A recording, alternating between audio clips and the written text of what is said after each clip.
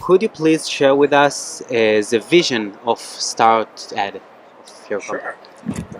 So our mission. I should introduce myself. My name is Kaluarachchi. I'm one of the co-founders of Start Ed and one of the producers of New York EdTech Week. Start Ed's mission is to attract and develop EdTech entrepreneurs and to also turn New York into a global education innovation hub, the education innovation hub, ideally. We've been doing that for about 3 or 4 years at this point, and we do so by creating accelerators, festivals, and courses in education entrepreneurship. Mm-hmm. Okay, that's fascinating. And can you tell us about something you are currently working on, or a topics that you are passionate about at the moment?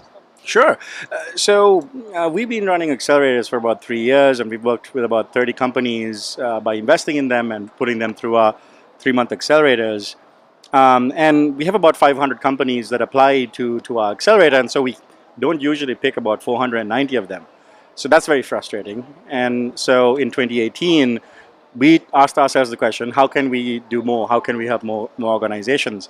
So we actually introduced new programs that help EdTech companies at various points of creation. Mm-hmm. So if you're at the idea stage, if you're raising a friends and family round, if you are ready for a later stage investment, if you're ready for customers, if you're ready for a global brand presence, we have different programs that help us do so. Mm. Right? So we have our incubator, which is more virtual program for entrepreneurs all around the world. There's a physical home in New York, if you ever want to call New York home, or temporarily or permanently. We have a program called a Roundtable, which introduces more mature companies to customers, superintendents, deans of universities, or chief learning officers. We also have a hyper accelerator that's just a week long. Mm-hmm. That doesn't take equity, nor does it make an investment, for more mature companies just trying to get a taste of what New York is. Can it really help? So it's a way of trialing before buying, if you will. Mm. Right, thank you. And what do you think is the most common mistake made by EdTech entrepreneurs, and how would you advise them to avoid it? I think the most common mistake is trying to start a company without really defining a problem, and also who has that problem and how painful that problem is. So most organizations, without identifying the point of that pain, end up creating a solution that doesn't serve a purpose for anyone. And that's why most organizations fail. I think the second reason most organizations fail is they don't have the right people on board, whether they be actually on the team, advising that company, or investing in that company. Mm-hmm. So both of those problems are very easily solved if you know that they're a problem. Yeah.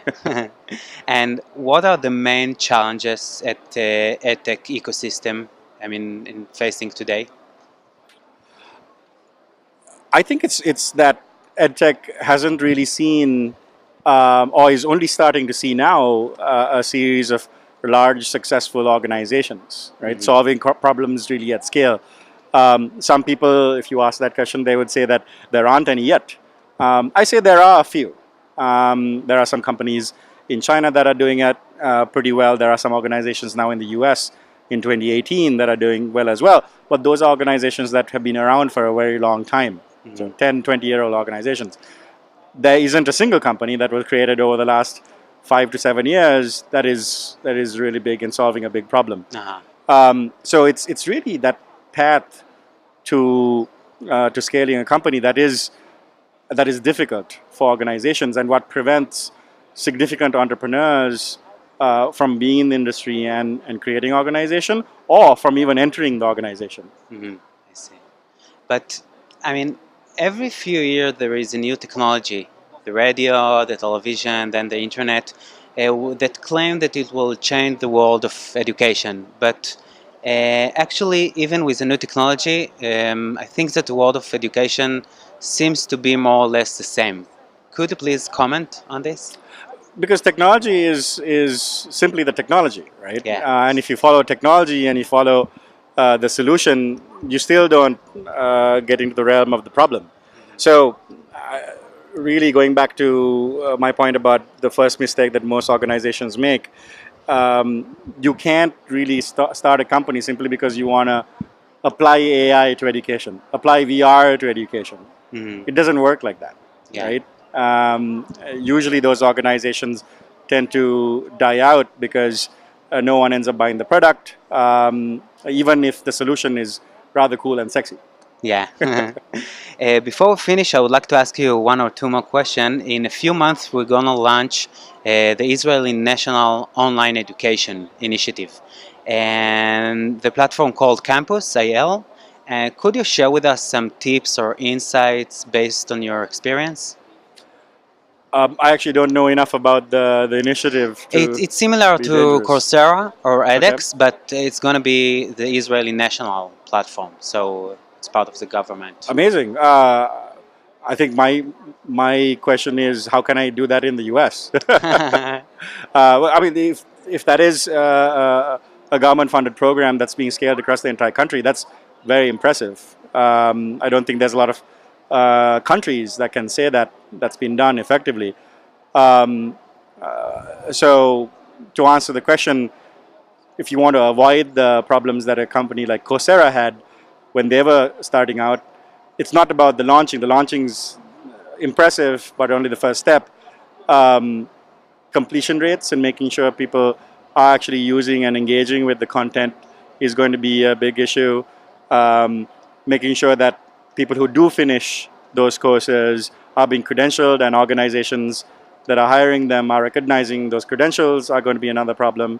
So there are other problems down the road that the initiative will have to address, and probably is if they've done the hard part of actually launching. Yeah, thank you. It's very useful. And one last thing, can you please say a few words of greeting or encouragement for the national initiative?